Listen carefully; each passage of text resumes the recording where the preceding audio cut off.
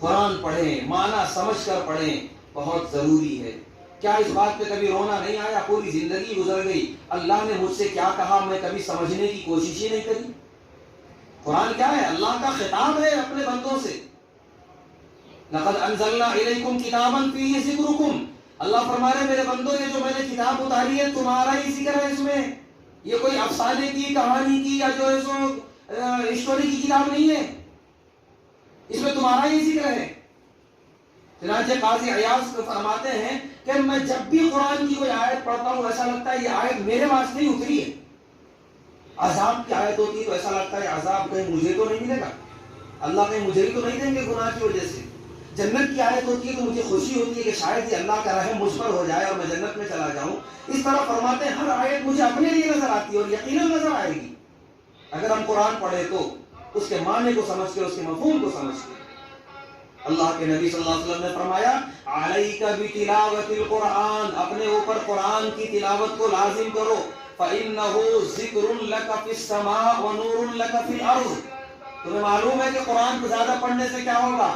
تمہارا ذکر آسمان میں ہوگا۔ آسمان میں کون ہے؟ فرشتے، اللہ فرشتوں کے درمیان تمہارا ذکر کریں گے، میرا فلاں بندہ ہے، میرا کلام پڑھتا ہے، بہت خوشی سے پڑھتا ہے، دل سے پڑھتا ہے، اور جس کی اللہ تعریف کر دے آسمانوں میں پھر اس کو کامیابی سے کون روک سکتا ہے؟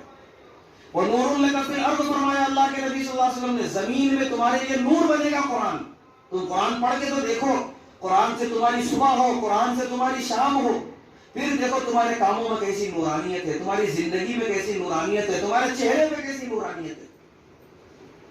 ذکر لک فی السماء ونور لک فی الارض، آسمان میں تمہارے لیے ذکر بنے گا یہ، اور زمین میں تمہارے لیے نور بنے گا یہ قرآن۔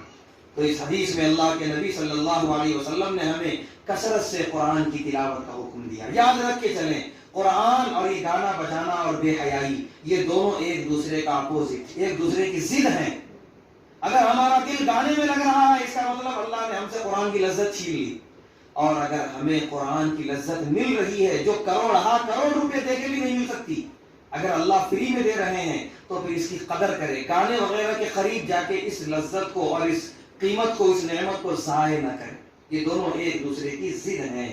قرآن ہمیشہ پڑھیں، قرآن کے قریب رہیں، قرآن کا مفہوم سمجھیں، اور یہ جو چیز ہے گانا بجانا اور بے حیائی یہ اور پھیلے گی اور عام ہوگی، یہ اور جگہ جگہ جو ہے بے حیائیوں کی مجلسیں لگائی جائیں گی اور بہت قریب سے قریب آ جائے گی بے حیائی، جیسا کہ اللہ کے نبی صلی اللہ علیہ وسلم نے فرمایا کہ قیامت کے قریب بے حیائی عام ہوگی۔ ہماری ذمہ داری بھی اتنی ہی بڑھتی چلی جائے گی۔ ہم اپنے آپ کو بے حیائیوں سے بچائیں، اپنے آنے والی نسلوں کو بے حیائی سے بچائیں، اور اپنے پورے مسلم معاشرے کی حفاظت کے بارے میں ایک بار سوچیں، 100 بار سوچیں۔ اللہ تبارک و تعالیٰ سے دعا ہے کہ اللہ تبارک و تعالیٰ ہم تمام کو صحیح معنوں میں باحیا بن کر زندگی گزارنے کی توفیق عطا فرمائے، اور قرآن کریم سے جڑ کر اور اس کی محبت دل میں بسا کر اس کی مٹھاس کے ساتھ زندگی گزارنے کی توفیق عطا فرمائے۔